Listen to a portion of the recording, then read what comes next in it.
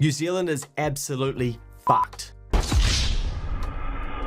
Well, apparently so. This is according to some people who message me and leave me comments all the time on the social content that I have built, trying to help other people. Anyway, I know and I can see how tricky it is out there, so I can see what these people are trying to say. So some examples that we saw in 2024. House prices are down nearly 20% from the peak. That's a crash. But remember, when they were up 40%, FOMO ruled and you had to sanitize your hands before entering an open home. The New Zealand stock market has been hammered recently, but remember when your neighbor had a stock tip for you to guaranteed make money? It's probably medicinal cannabis related too. Retail trading is down, but remember when it was booming and you were tracking parcels online like a bloody detective. Unemployment is increasing, but remember when 80% of your wages were subsidized by the taxpayer for tens of thousands of businesses and hundreds of thousands of Kiwi. Tourism was stopped in its tracks, but now it's booming in some areas. Shit, it's easy to forget how frothy it was, hey? Wasn't too much complaining going on then. Nah, we were complaining about something else instead because that's what we do. This is how we live. Unfortunately for all of us, we now have to go through the downward spiral of an economic cycle, and hopefully we're about to come up the other side. The key word though is cycle. Things go up, things go down. Many of us get caught by the recency effect where we place too much emphasis on recent events whilst ignoring historical data, i.e. we believe that a market trend will continue indefinitely just because it's been rising in the past few months or even years.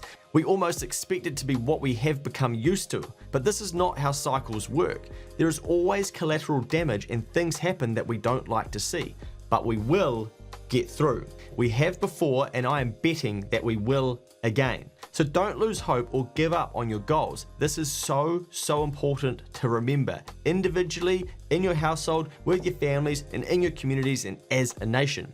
Because goals give us something to aim for. But let's play with this for a second. Let's say we have fucked the country and you genuinely believe Barry next door who's telling you this. Now just imagine if the people of New Zealand took the same attitude after the Christchurch earthquakes. Would we have not helped them out? Would we have not got stuck in, built, produced, created, improved, carried on? What happens when a tree falls down in your yard and smashes your fence over? Do you just leave it there forever and tell everyone, nah, it's fucked, fence is fucked? No. What about the people who went through the times below? Did they give up on New Zealand? Let's have a think about some of these. The 87 stock market crash, the early 90s recession, the Asian financial crisis, the dot-com bubble, the GFC. I doubt it, because we're still here today and you're here watching this on 5G internet on YouTube. How good is the world? Anyway, maybe I'm being too realistic and optimistic, but I can see better financial times in the future. However, I do believe that it is tough and it will get worse before it gets better. Again, I'm a realistic optimist. Sorry, but if tens of thousands more people lose their job, how can it not? Couple that with how unprepared we generally are financially, how can it not feel tough?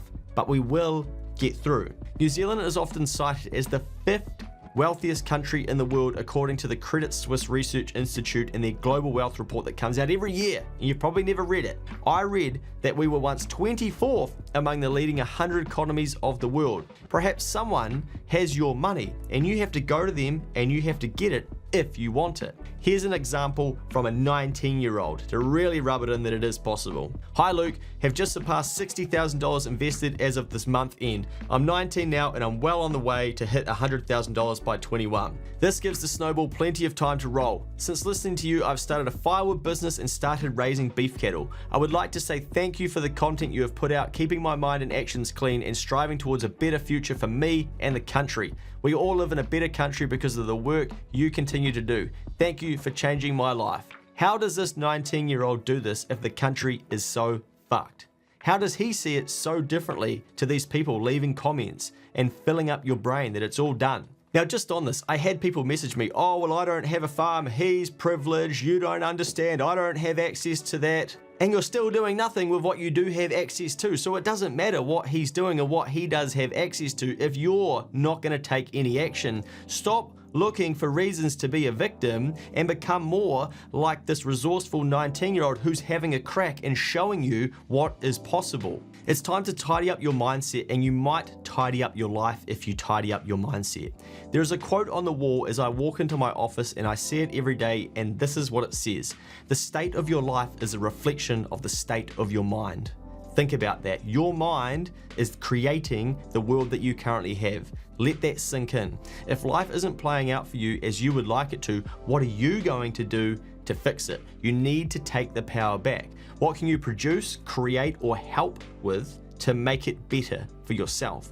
Accept that challenge and your reality, but embrace the change that is needed. Yes, it is tough out there. Yes, things are trending down, but this is a cycle. We will get through and things will be different. Will you be able to take advantage of those when they come about? Not if you don't tidy your mind up. But I believe that New Zealand will get better and that we will get through because we have to. If you liked this video, check out others in the channel or check out the Keep the Change podcast. Over 500 episodes and 1.5 million downloads.